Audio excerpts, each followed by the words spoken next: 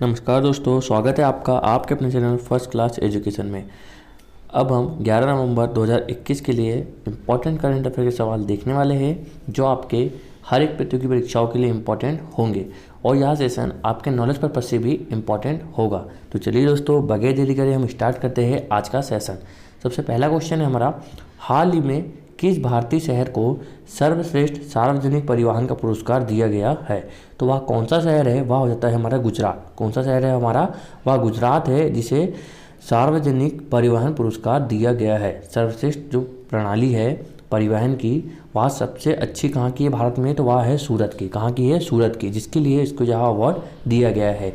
इसी के साथ साथ केरल का एक शहर है, कौन सा है? कोच्चि। कौन सा है? केरल का कोच्चि शहर है जिसको क्या मिला हुआ है? सबसे टिकाऊ परिवहन प्रणाली का। कौन सा है? सबसे जो टिकाऊ परिवहन प्रणाली है वहाँ कहाँ की है? कोच्चि की है। जो दिल्ली है वहाँ की जो मेट्रो है उसको क्या मिला है? सर्वश्रेष्ठ यात्री सेवाओं और संतुष्टि के लिए। मतलब कि जो यात्री लोग हैं उनको संतुष्ट करने के लिए जो दिल्ली मेट्रो है वह सबसे आगे रहा है। ऐसे 3 कैटेगरी में या 3 शहर है हमारे जिसको यह अवार्ड मिला है। कौन कौन सा? सर्वश्रेष्ठ सार्वजनिक प्रणाली में हो गया हमारा सूरत, और सबसे टिकाऊ परिवहन की बात करूँ तो वह कौन सा हो गया है? वह हमारा हो गया है कोच्चि। और संतुष्टि के लिए, जो संतुष्टि है उसके लिए किसको मिला है? तो वह मिला है हमारे दिल्ली को। ठीक है दोस्तों, आई होप आपको यह समझ में आया होगा। चलिए अब कुछ हम महत्वपूर्ण जानकारी भी लेते हैं इन क्वेश्चनों के साथ साथ जो आपके लिए सीधी सीधी आपसे एग्जाम में पूछी जाती है।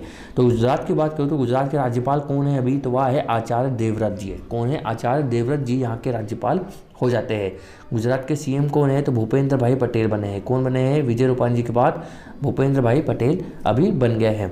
भारत की पहले इलेक्ट्रिकल व्हीकल सिटी किसे बनाया जा रहा है? तो वह है केवड़िया, गुजरात। केवड़िया की बात करूँ तो केवड़िया में क्या है आप जानते होंगे, सरदार वल्लभ भाई पटेल जो है उनकी प्रतिमा है जो साधु बेट द्वीप पर नर्मदा नदी के किनारे है। स्टैचू ऑफ यूनिटी, इसका नाम क्या है? स्टैचू ऑफ यूनिटी है। और इसके जो वास्तुकार है वह कौन थे? तो वह है राम सुतार जी। कौन है? राम सुतार जी उसके वास्तुकार हो जाते हैं। नेक्स्ट है, स्मार्ट सिटी 2020 के संयुक्त विजेता शहर कौन कौन से बने थे? जो स्मार्ट सिटी जो अवार्ड मिला था उसमें कौन कौन थे? तो उसमें सूरत और इंदौर फर्स्ट रैंक पे थे, संयुक्त स्थान पर थे। हाल ही में गुजरात और महाराष्ट्र के तट पर आने वाला जो तूफान शाहीन है चक्रवात, इसका नाम किसने दिया था? इसका नाम किसने दिया था? कतर ने दिया था। किसने दिया था? कतर ने दिया था। और कौन कौन कहाँ पर आया था? तो यहाँ आया था गुजरात और महाराष्ट्र के तट पर। यह जानकारियाँ भी आपके लिए इंपॉर्टेंट है जो आपसे पूछी जाएगी। हर एक क्वेश्चन के बाद आपको ऐसी जानकारियाँ मिलने वाली है। दोस्तों, आपको हमारा चैनल पसंद आता है, हमारे वीडियो अच्छे लगते हैं तो हमारे वीडियो को लाइक कीजिए, शेयर करिए और चैनल को सब्सक्राइब करिए। Thank you. चलिए आगे चलते हैं और नेक्स्ट क्वेश्चन की बात करता हूँ। हाल ही में किस देश ने महात्मा गांधी की विरासत का जश्न मनाते हुए स्मारक और $5 का सिक्का अनावरण किया है? एक स्मारक इन्होंने अनावरण किया है जिसमें क्या जो सिक्का है हमारा $5 का सिक्का क्या किया इन्होंने? एक अनावरण किया है। तो वह कौन सा देश है? तो वह है यूनाइटेड किंगडम। कौन सा है? United kingdom. आप ऑप्शन से भी इसमें देख सकते हैं क्योंकि जो महात्मा गांधी जो भारत जो किससे आज़ाद हुआ है? तो भारत किससे हुआ है? हमारे ब्रिटेन से या यूनाइटेड किंगडम से। तो महात्मा गांधी के जो आचार विचार है वह भी सबसे ज़्यादा कहाँ पर है? हमारे यूनाइटेड किंगडम में। तो इन्होंने क्या किया है, जो महात्मा गांधी जी जो थे इनके जो अहिंसावादी थे महात्मा गांधी जी, तो इन्होंने इनके विचार के लिए क्या किया है, इनके देश में महात्मा गांधी का एक $5 का जो सिक्का है उसका इन्होंने अनावरण किया है। और इनके जीवन पर भी किया है कि इनके महात्मा गांधी जी के इनका जो टैग है एक उन्होंने टैग दिया है सिक्के के अंदर। क्या लिखा हुआ है? मेरा जीवन मेरा संदेश। कौन सा टैग है? मेरा जीवन मेरा संदेश। इसका संबंध किससे जाता है? $5 जो सिक्का है इसी में यह लिखा गया है। और जो इसका जो डिज़ाइन है वह किसने? तो ऋषि सनूप जी है, जो हमारे भारत के जो ऋषि सनूप जी है जो आप फोटो में देख सकते हैं, इन्होंने इसका जो डिज़ाइन है यह फाइनल किया था। ठीक है दोस्तों, अब चलिए हम कुछ महत्वपूर्ण बातें जान लेते हैं महात्मा गांधी जी के बारे में। तो 9 जनवरी के दिन सबको याद होगा। 9 जनवरी क्या था? तो महात्मा गांधी जी पहली बार भारत वापस लौट कर आए थे वकालत कर। इस दिन क्या मनाते हैं? तो इस दिन मनाते हैं प्रवासी भारतीय दिवस। क्या मनाते हैं हम? प्रवासी जो भारतीय दिवस है वह 9 जनवरी को हम मनाते हैं। यदि आपसे यही पूछ ले कि भारत जो महात्मा गांधी है इनका सबसे पहला सत्याग्रह कौन सा था? तो वह था चंपारण। कौन सा था? चंपारण था। 1917 में इन्होंने पहला सत्याग्रह किया था जो नील की खेती किसानों से संबंधित था। फिर उसके बाद इन्होंने जो महत्वपूर्ण घटना हुई इनके जीवन की वह है असहयोग आंदोलन। कौन सा है? असहयोग आंदोलन, जो 1920 में शुरुआत हुई थी इसकी। और यह किसके साथ समाप्त होता है असहयोग आंदोलन? तो यह होता है चौरा चौरी कांड। कौन सा था? जो चौरा चौरी जो कांड था इसके साथ ही यह समाप्त होता है। यह कब हुआ था? तो यह हुआ था 1922 में होता है, फरवरी 1922 में होता है। और इसी की 6वीं शताब्दी या शताब्दी अभी मनाई गई है किसकी? चौरा चौरी कांड की। ठीक है दोस्तों। और एक महत्वपूर्ण घटना है दांडी यात्रा। कौन सी है? गांधी जी की दांडी यात्रा, जो साबरमती आश्रम कहाँ पर है? हमारे अहमदाबाद में। यहाँ से यह शुरुआत होती है और कहाँ तक चलती है? दांडी तक के चलती है। कब शुरुआत होती है इसकी? यह होती है 12 मार्च। कब होती है? 12 मार्च 1930 को शुरुआत होती है और कब तक चलती है? तो 6 अप्रैल 1930 तक के यह चलती है। कहाँ से चलती है? तो साबरमती आश्रम अहमदाबाद से दांडी तक के यह चलती है। एक महत्वपूर्ण घटना गांधी जी के जीवन की, इन्होंने एकमात्र कांग्रेस अधिवेशन, इन्होंने जो कांग्रेस अधिवेशन है उसकी अध्यक्षता की थी। कब की थी? तो 1924 में बेलग्राम अधिवेशन। कौन सा था? बेलग्राम। बेलग्राम कहाँ पर है? तो यह है कर्नाटक में। कहाँ पर है दोस्तों? कर्नाटक पर है। यह सारी जानकारी आपके लिए इंपॉर्टेंट होने वाली है। चलिए आगे चलते हैं और कुछ और महत्वपूर्ण जानकारियाँ। किस भारतीय को अमेरिका का सर्वोच्च सम्मान दिए जाने के लिए प्रस्ताव पेश किया है? तो जो अमेरिका है, अमेरिका की जो संसद है सीनेट, वहाँ पर जो कांग्रेस और सीनेट है वहाँ पर महात्मा गांधी जी को सर्वोच्च सम्मान देने के लिए यहाँ प्रस्ताव पारित हुआ है। हाल ही में किस राज्य ने राजीव गांधी के नाम पर साइंस सिटी स्थापित करने की घोषणा की है? तो इसने की है महाराष्ट्र सरकार ने साइंस सिटी स्थापित करने की घोषणा की है। नेक्स्ट है संयुक्त राष्ट्र के खाद्य एवं कृषि संगठन FAO की जो 75वीं वर्षगांठ जो थी उस पर जो PM हमारे नरेंद्र मोदी जी ने, उन्होंने कितने का स्मारक जो सिक्का जारी किया था? वह 75 रुपये का सिक्का जारी किया है। चलिए नेक्स्ट क्वेश्चन की बात करता हूँ आपसे। तीसरा है हमारा, शांति और विकास के लिए विश्व विज्ञान दिवस मनाया जाता है। तो कब मनाया जाता है? यह मनाया जाता है हमारा 10 दिसंबर को मनाया गया। कब मनाया गया? यह 10 दिसंबर को मनाया गया। अब इसमें हुआ क्या है? तो 10 दिसंबर को इसमें क्या होता है, जो विज्ञान का जो क्षेत्र होता है उसमें शांति और विकास के लिए, समाज में विज्ञान की महत्वपूर्ण भूमिका बताने के लिए या उभरते हुए जो वैज्ञानिक मुद्दे हैं उन पर बहस या उनको व्यापक जनताओं तक पहुंचाने के लिए, उस पर प्रकाश डालने के लिए यह दिवस मनाया जाता है। इसका मेन उद्देश्य है कि जो विज्ञान के क्षेत्र में विकास करना और लोगों तक के उसकी जानकारी पहुंचाना ही इसका मुख्य उद्देश्य हो जाता है। ठीक है दोस्तों। यह कब मनाया गया? तो यह 10 नवंबर को मनाया गया। चलिए कुछ महत्वपूर्ण दिवसों के बारे में हम बात करते हैं अब आपसे। तो सबसे पहले है राष्ट्रीय ऊर्जा संरक्षण दिवस। कब मनाया जाता है? तो यह 14 दिसंबर को मनाया जाता है। यह आपके आने वाले एग्जाम के लिए इंपॉर्टेंट होने वाले हैं यह डे। विश्व पर्यावरण संरक्षण दिवस कब मनाया जाता है? तो 26 नवंबर को मनाया जाता है, जो अभी आने वाला है। विश्व वन्य प्राणी दिवस कब मनाया जाता है? 6 अक्टूबर को। विश्व प्रकृति संरक्षण दिवस कब मनाया जाता है? तो यह 28 जुलाई को मनाया जाता है। और अंतर्राष्ट्रीय बाघ दिवस कब मनाया जाता है? तो यह 29 जुलाई को अंतर्राष्ट्रीय बाघ दिवस मनाया जाता है। चलिए नेक्स्ट क्वेश्चन की बात करता हूँ आपसे। किस देश ने दुनिया का पहला पृथ्वी विज्ञान उपग्रह गुआम जो है लॉन्च किया है? कौन सा है? गुआम जो लॉन्च किया है वह किसने किया है? तो वह किया है हमारे चीन ने। किसने किया है? चीन ने किया है। इसका जो मुख्य उद्देश्य क्या हो जाता है, यदि मुख्य उद्देश्य की यदि मैं आपसे बात करता हूँ तो जो चीन है इसने क्या किया है, जो पृथ्वी विज्ञान उपग्रह जो डेटा है पृथ्वी का, वह सारा डेटा कलेक्ट करने के लिए यह उपग्रह को लॉन्च किया है। अब कहाँ से किए थे आपसे पूछ ले तो चीन का जो उत्तरी प्रांत है, कौन सा है? चीन का उत्तरी साक्षी जो प्रांत है वहाँ से जो इनका सैटेलाइट कौन सा था? तो यह था तायानुआन। कौन सा था? तायानुआन जो सैटेलाइट था, इससे इसको लॉन्च किया गया है। और यह किस उपग्रह के तहत लॉन्च हुआ है? तो यह हुआ है जो गुआंगमू है हमारा SDG सेट जो है, SDG सेट फर्स्ट है, इससे लॉन्च किया है। किसने किया है? तो यह चीन ने लॉन्च किया है। चलिए आगे चलते हैं। चीन के बारे में हम बात करें तो चीन की जो राजधानी वह कौन सी हो जाती है? बीजिंग हो जाती है। मुद्रा इसकी रेमनबी या युआन भी हम इसको बोलते हैं। चीन के राष्ट्रपति कौन है? अभी शी जिनपिंग है। चीन के साथ हम कौन सा युद्ध अभ्यास करते हैं? तो हैंड इन हैंड जो युद्ध अभ्यास है भारत और चीन के मध्य होता है।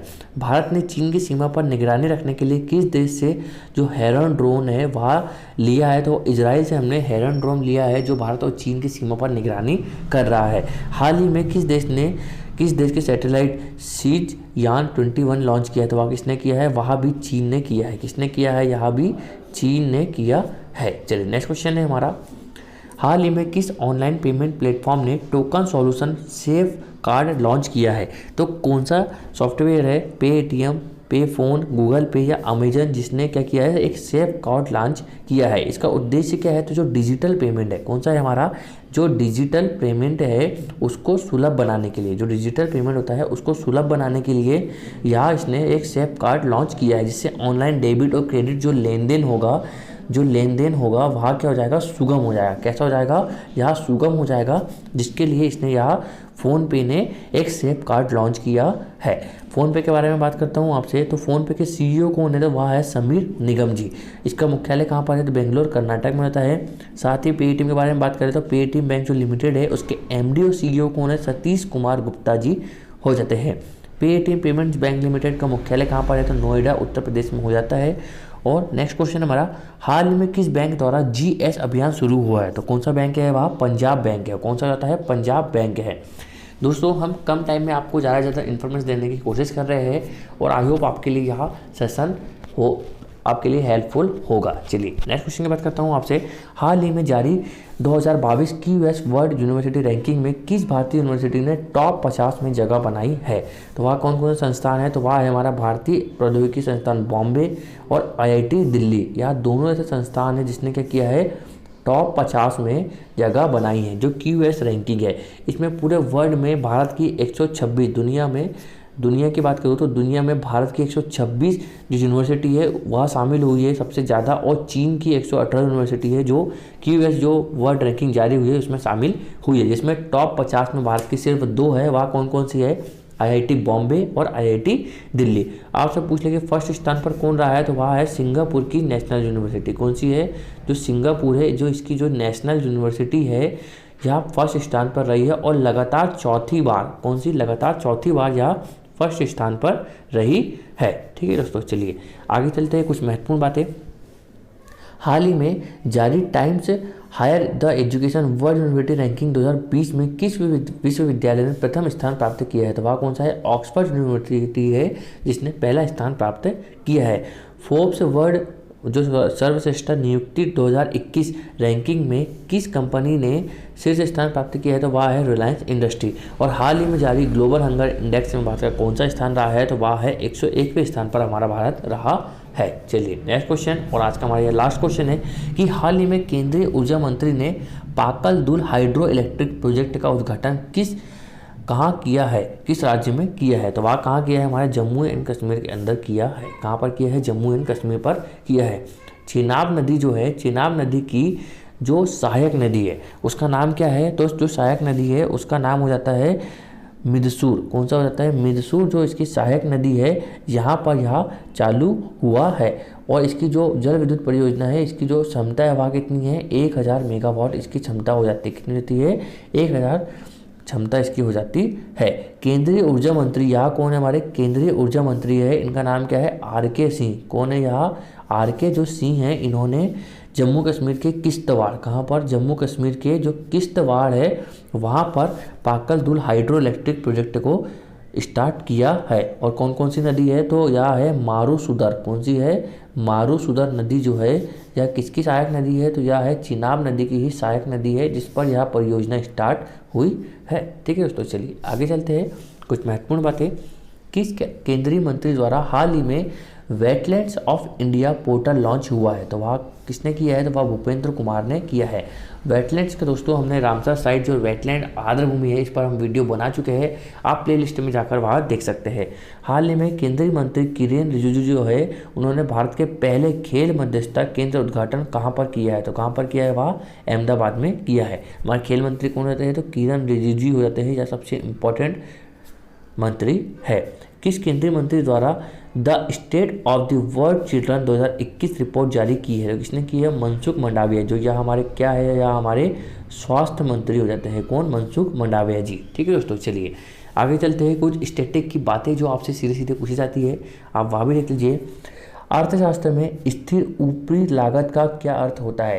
तो मांग के साथ न बदलने वाली लागत। जैसे जैसे मांग होती है उसके साथ न बदलने वाली जो लागत होती है उसको ही हम क्या बोलते हैं? अर्थशास्त्र में स्थिर ऊपरी लागत इसका अर्थ हो जाता है। जैसे कि मान लो कि अभी पेट्रोल 106 रुपये है, अब यदि उसकी मांग बढ़ती जा रही है, डेली उसकी खपत ज़्यादा हो रही है, पर वह 106 का 106 रहता है, इस चीज़ को हम क्या बोलते हैं, स्थिर ऊपरी लागत बोलते हैं। नेक्स्ट है राष्ट्रीय आय की गणना में नहीं मानते हैं। तो जो महिला होती है, उनकी जो घरेलू आय होती है, घरेलू कार्य से जो आय होती है, उसको हम राष्ट्रीय आय की गणना में नहीं लेते हैं। नेक्स्ट है भारतीय संविधान का कौन सा अनुच्छेद जो विधेयक है, इसकी जो परिभाषा कौन सा अनुच्छेद देता है। तो 110 जो है वह क्या करता है, विधेयक की परिभाषा देता है।